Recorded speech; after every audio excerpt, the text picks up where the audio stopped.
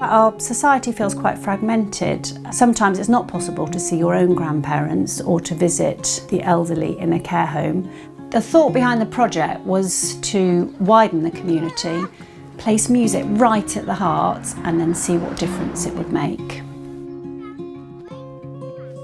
Children that we're working with are mostly 4-year-olds, and at that age, you know, just stepping out to the front door and walking around the corner is actually a big adventure for them. Singing and music is such an important part of learning. Language, vocab, learn to work as a team, you can be inclusive, you can share, just experience pure joy, and all of that we can do with old and young and everything in between. The first week we came, I thought the children would most probably just want to stay sitting on the carpet. They were giving out the instruments, they were giving out the scarves. It was just joyful. We had one little girl that went back to school and drew the most beautiful picture for one of the clients and came back the next week and gave it to her.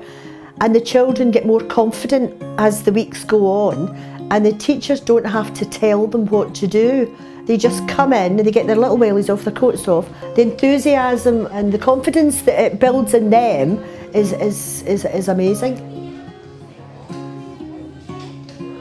It's so nice to see you all again. Our clients, as they come into a care home, their world gets smaller and smaller and smaller. We spend from childhood upwards building this big life and these links, and as they've got older, you know, their friends have passed away, their spouses have passed away, their circle has got smaller, so the children come through the door and it's like, wow, it brings back so many good memories. I think a lot of people outside think that people that live in an old people's home are just here to die. But they're not. They're here to live before they die. And we've had residents remembering the words to songs, just suddenly lighting up and singing. Music has this unique power to form connections. Within the sessions, we know everybody is listening within that room. It's just lovely to see the smile on the faces of our clients, watching them. I mean, some don't even join in at all, but you can tell they are there and they are engaged. We know from research that when children are both involved and enjoying themselves, that there's deep learning going on, and when we look at them against the Leuven scales, their enjoyment is really high. So we know that they're developing those pathways in the brain which enable them to have a better understanding.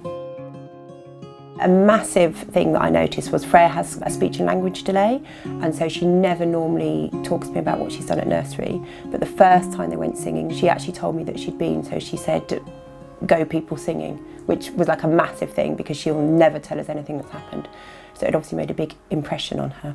I just think everyone benefits from it. I don't think there's a downside to it at all. We've had some really special moments in these sessions. It really has reached and touched everybody in different ways. We're really keen to work with other communities to show them how we set this project up, all the things that needed to be in place, and help them be part of this Chorus Connections.